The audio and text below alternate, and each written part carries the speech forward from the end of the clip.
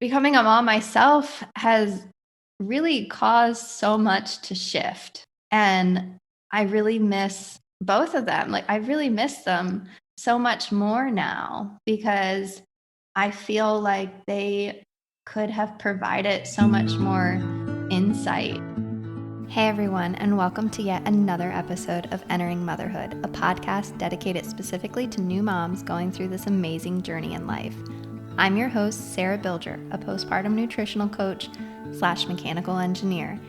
And as always, I'm so excited to be here with you and share all of the information I've been lucky enough to obtain since becoming a mom. This episode is going to be a little bit different, and it's my journey of entering motherhood as a motherless daughter and hearing stories about my mom and my stepmom.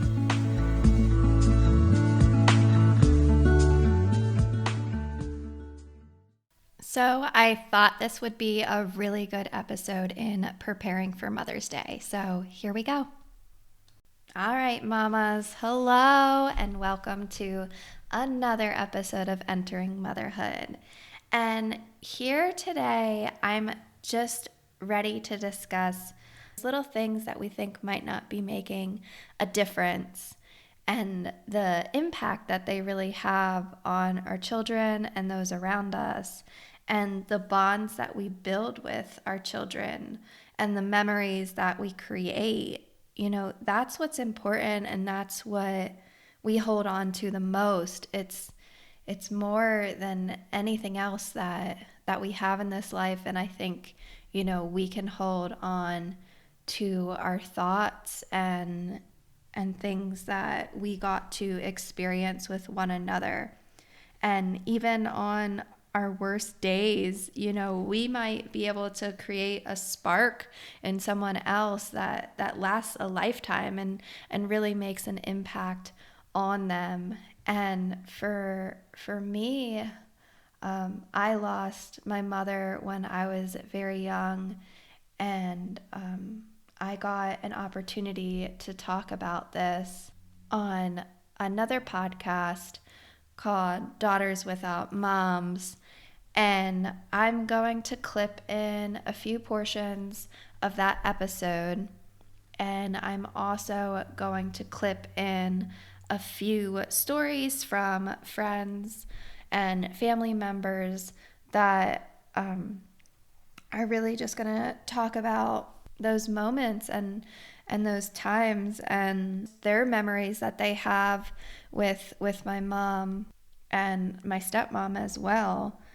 And I really just encourage you to, you know, share your stories, talk about those that you have lost, and allow their memory to make an impact, and know that they're always still around. My mom and Eileen are forever in my thoughts, and everyone that they connect it with, you know, these memories, these moments, they can never be taken away from them.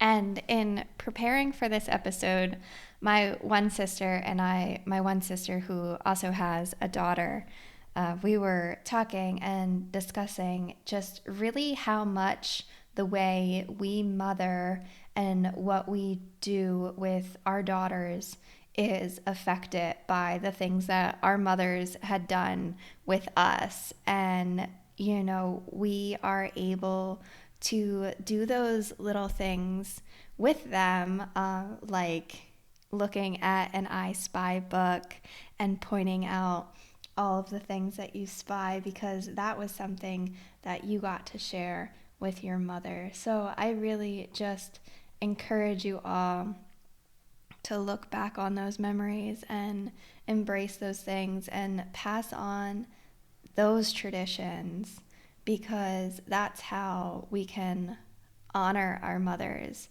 and that's how we can be better mothers to our children, by doing the things that were really special for us that our mothers did, and continuing to do those things with our children as well. So I hope you enjoy listening to these clips as much as I did making this. So I have been a motherless daughter for over 20 years now. And honestly, that just sounds so crazy to even say. I was 9 years old when I lost my mom, and she had been diagnosed with gallbladder cancer. I remember sitting on my parents' bed and having a conversation that went along the lines of, mommy is very sick. We have doctors helping us, and your aunts and uncles know about it.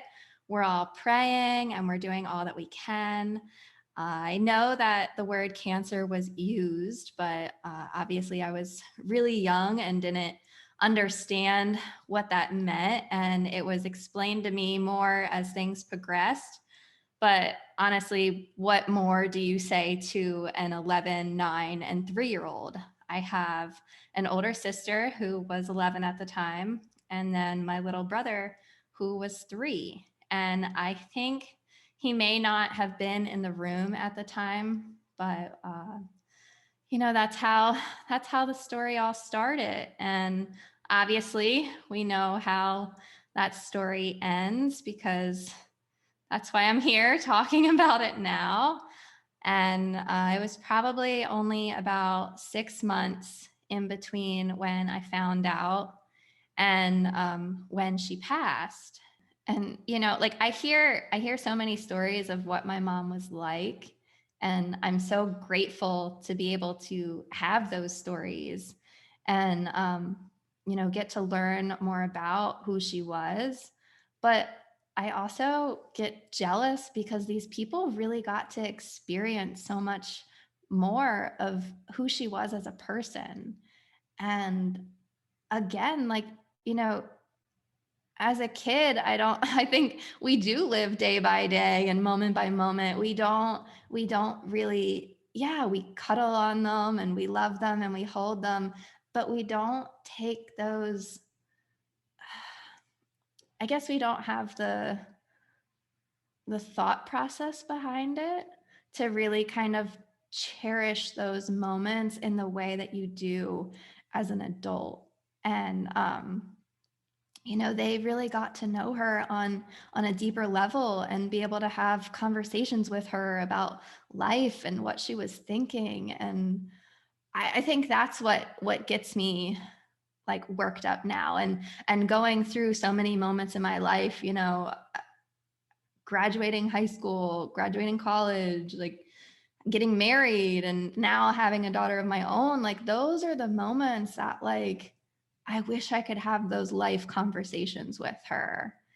And it's really, really hard to remember moments from my childhood. And I can vividly remember standing in the hospital room with her when she was sick.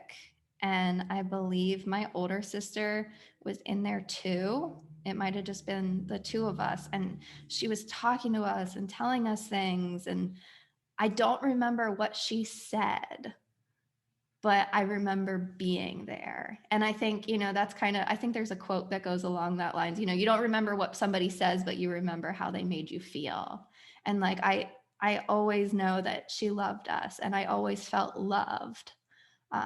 So like those feelings are really special to hold on to. So my dad had remarried some years after my mom had passed, and that was really hard. And I really don't feel like I properly grieved after my mom. And now this new woman was coming into our lives, and to me it felt like she was trying to take her place. I didn't really understand you know what a stepmom was or what the purpose was. And I had some friends maybe that had stepmoms, but it was more so their parents got divorced and then their dads got remarried. This was my mom had died and now my dad is bringing a new woman into our lives. I remember like when my dad bought the ring to propose to her though, and I was super, super giddy and super excited. And I remember like squealing with my sister and getting so excited that, he had found somebody that made him happy. And, she really truly like made my dad like so happy. Like there was such a huge shift in his personality when she came around. And that's what, I loved most about her. I loved that she loved my dad. It was really awesome to kind of like have that family unit back. And I also got 2 new sisters in the process. So, they would spend a lot of time like playing pool and having a few beers, blasting music down in the basement. And then now there was 5 kids. So my sister, my brother, and then now like 2 stepsisters and I. And we kind of created this whole new blended family. But, like I keep on saying like she was because my stepmom passed away also. And, this was tough because I felt like I had done this already. I had been through this already. And now it was happening again. And I had, my 2 younger stepsisters. They're both younger than me. And I felt like I needed to be there for them and kind of show them, oh, I had done this already. Like, it's going to be okay.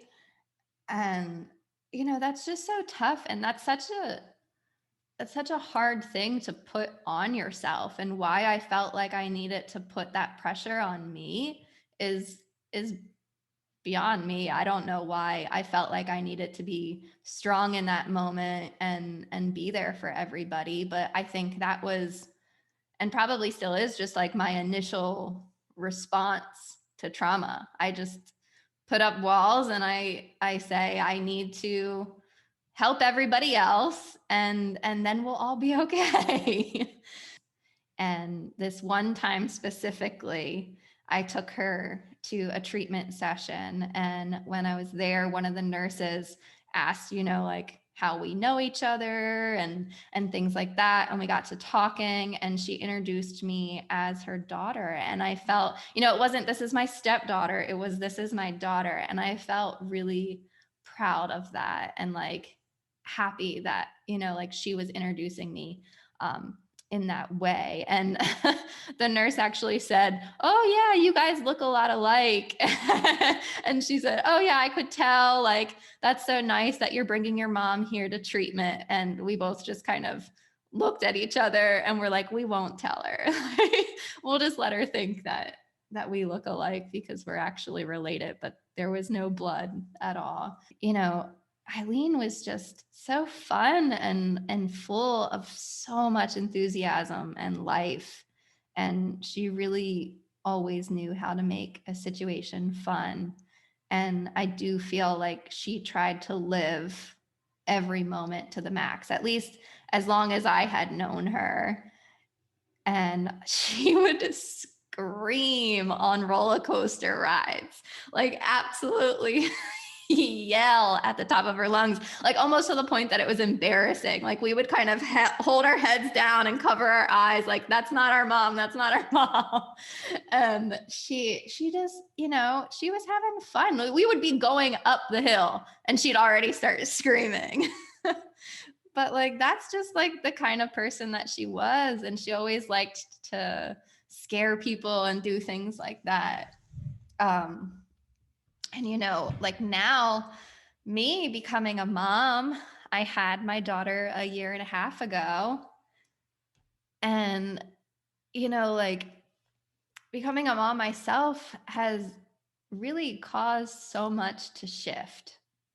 And I really miss both of them. Like I really miss them so much more now because I feel like they could have provided so much more insight on what it's like to be a mom and supply me with some extra added knowledge there. And I have a mother-in-law and she's great and everything, but I don't know what I was like as a kid. I hear stories of my husband and what he did as a kid and this and that and so much, oh, I remember this and I remember that. And I ask my dad Like when I was pregnant with my daughter, I was like, well, what was it like when mom was pregnant? Or how long was she in the hospital?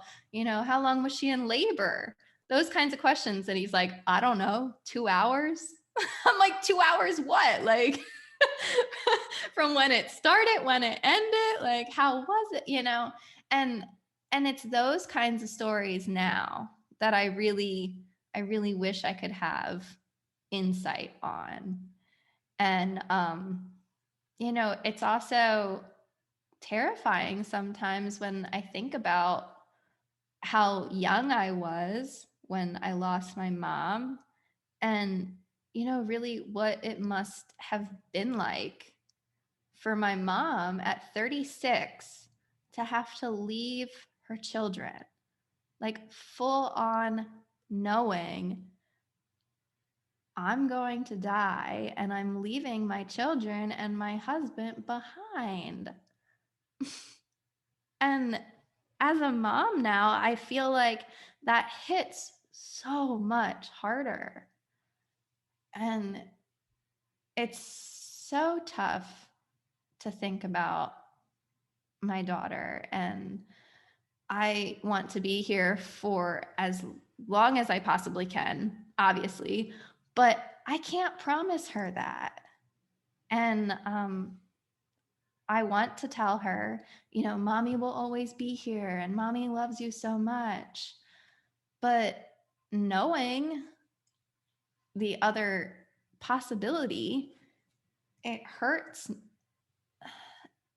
being able to truthfully tell her that.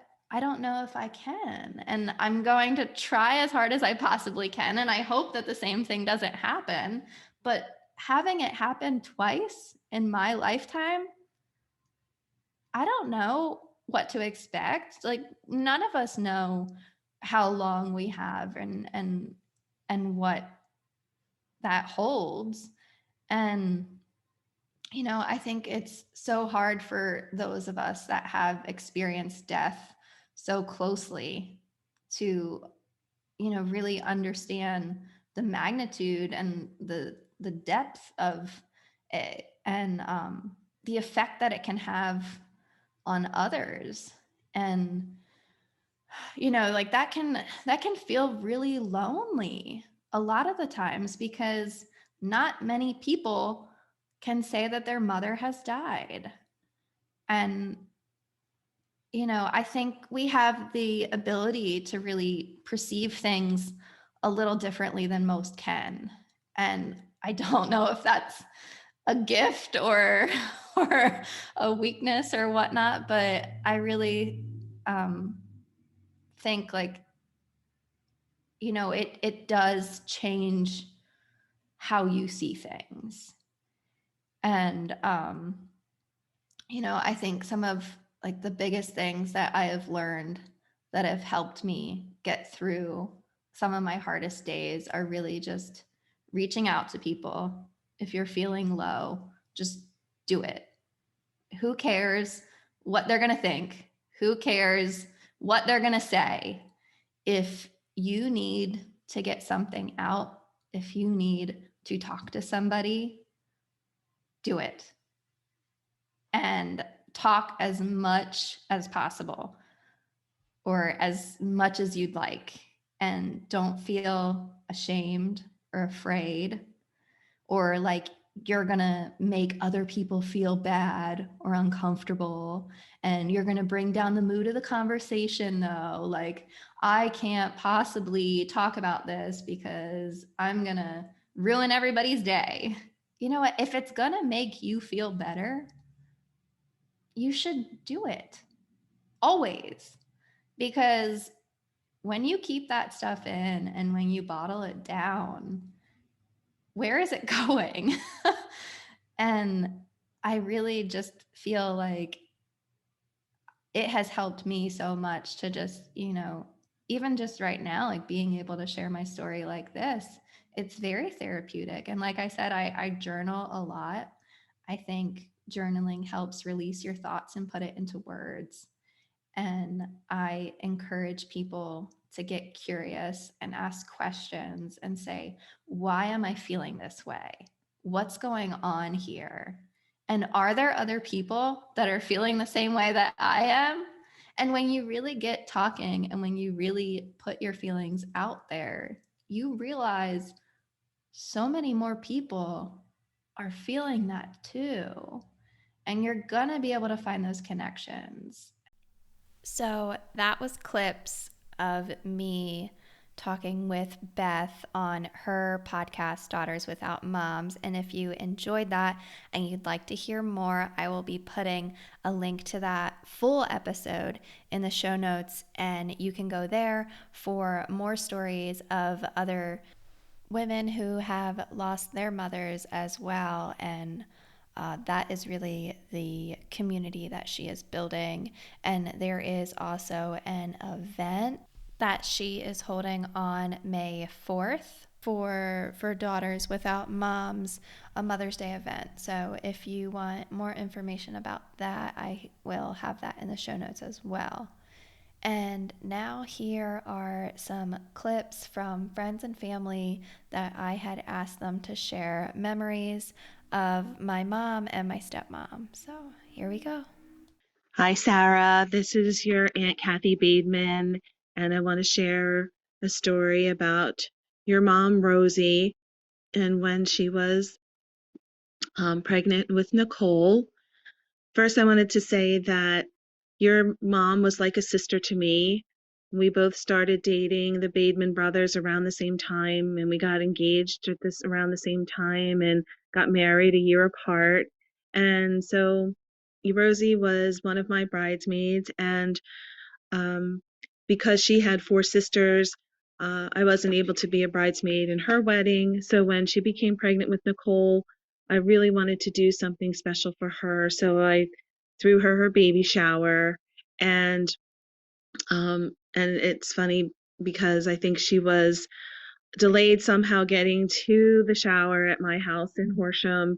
And in the meantime, all the aunts and cousins ate most of the food that we had prepared. So that was a funny story. Hi, Sarah. It's Aunt Kathy Bademan with another story about your mom. So I just want you to know that um, your mom was an amazing mother. Being a wife and a mother and a homemaker was what she truly wanted to be, and that was her dream, and she was really good at it. Your mom was also an amazing artist, and she did all kinds of crafts with you and your cousins when you were little, and always doing some fun activities, and she just got so much joy from being around you children and sharing her gifts with you. Hi, Sarah. It's Aunt Kathy Bademan with another story about your mom.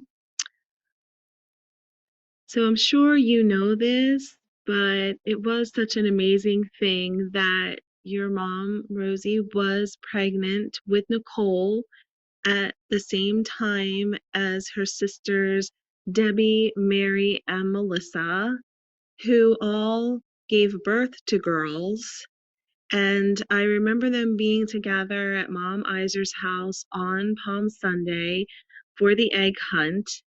And they were all just in full bloom with their pregnancies and looked so pretty in their maternity dresses. And I know that there is a picture somewhere of the four of them standing in front of Mom Iser's house just a couple of weeks before they were giving birth. Hi, Sarah. It's Aunt Melissa. Happy Mother's Day. On the subject of motherhood, when I think about your mother, she was just one of the most beautiful mothers. She loved you guys, and there was nothing more important than caring for you.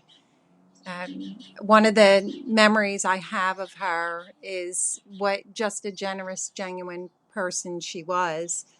You guys had gone to the St. Michael's Fair, and you were standing in line for some pizza because you guys were hungry.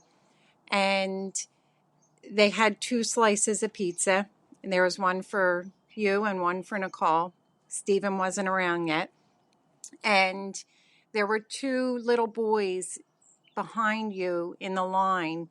And when they got up to the counter, the woman said, "I'm sorry, there's no more pizza left." And the boys started to cry, and your mother saw that.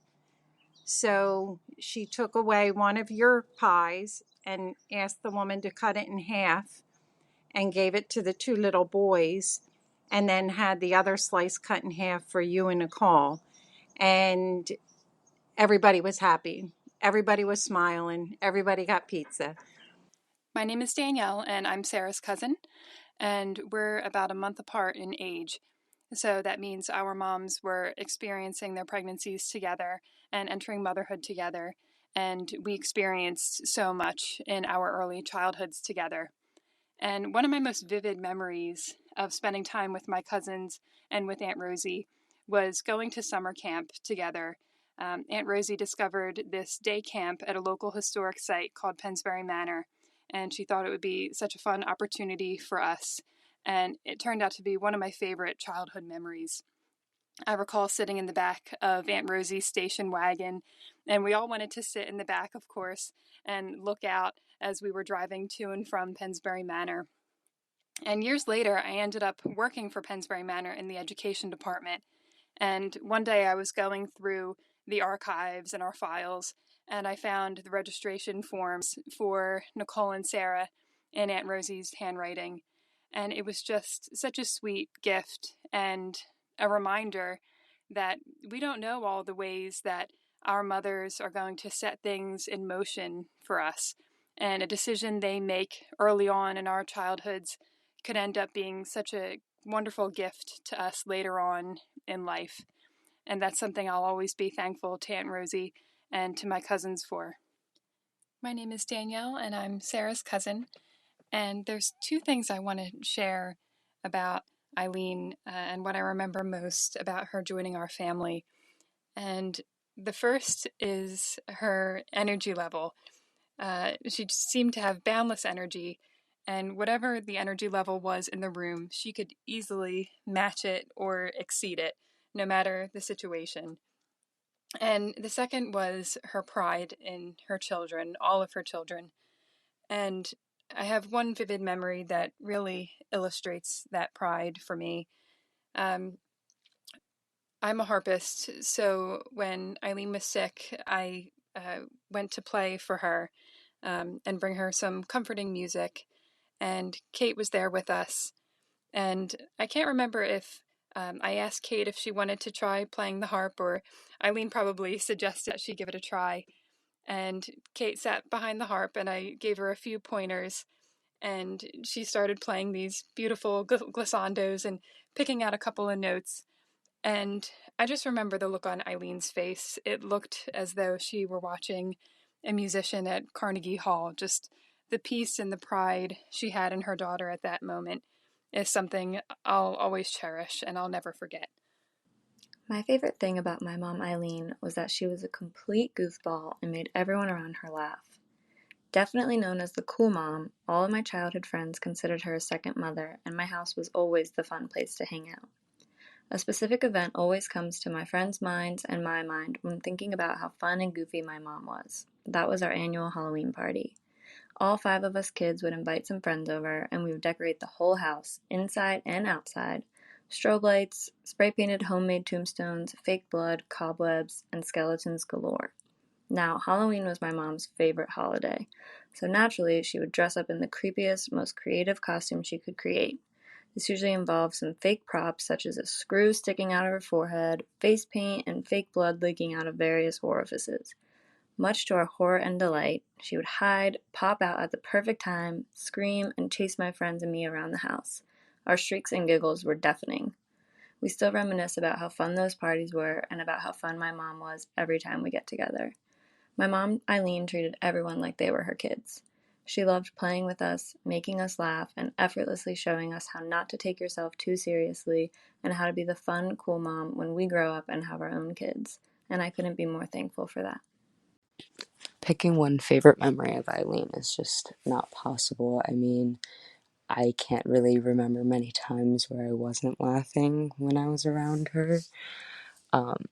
This year, something that reminds me of how funny she was the cicadas are out, and she used to place them on you and walk away and not tell you, or she would, to those of us who were freaked out by bugs, be like, "What's that?" to freak us out and then like get a kick out of that. She always encouraged Kate and I's 3 a.m. dance performances at our sleepovers, We came up with some creative things there that she enjoyed, and she really was just still a kid. She always showed up best dressed to Kate's Halloween parties, and she almost always was speaking in funny voices or accents. She used to do this really funny thing where she would pretend to take a piece of hair out of her head and pretend to tie it to her lips to turn them into like puppets and make them dance. And I just, there's so many things. How can you choose just one? Eileen's storytelling was definitely a favorite part of my childhood, and my favorite story of all time is the designated fart room. It's just as it sounds. She stepped into the designated fart room, and after farting, she like looks over and she sees movement, and it's not the patient. They're still comatose. It was their family members praying on the bed next to them. So Eileen learned to check the fart room a little bit better that day. Hey, Sarah, it's Aunt Kathy.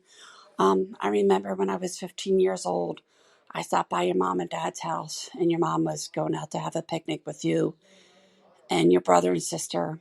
We went to the park, and she had like placemats made up and little goodie bags, and we spent about 2 hours at the park, and she just interacted with you. And as a 15-year-old, I just sat there and thought about, wow, this is what I want to be as a mom.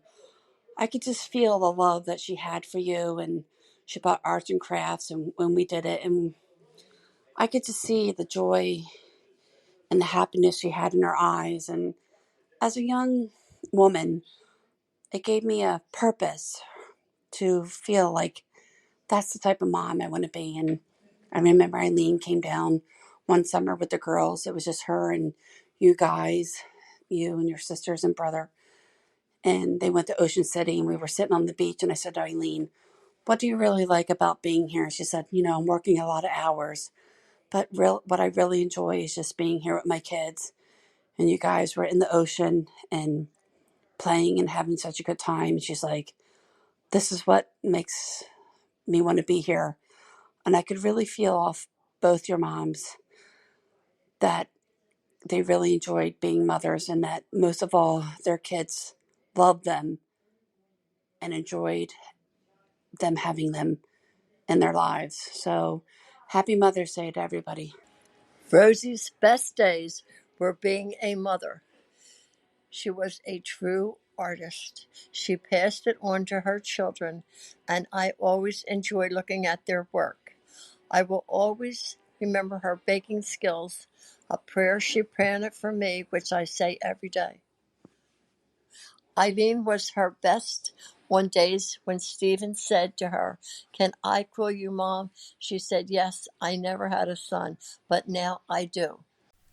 I just want to take a moment to say thank you to everybody that helped create this episode, and just a happy Mother's Day to all of you mamas out there. And what you are doing with your children is making such an impact, and they love you.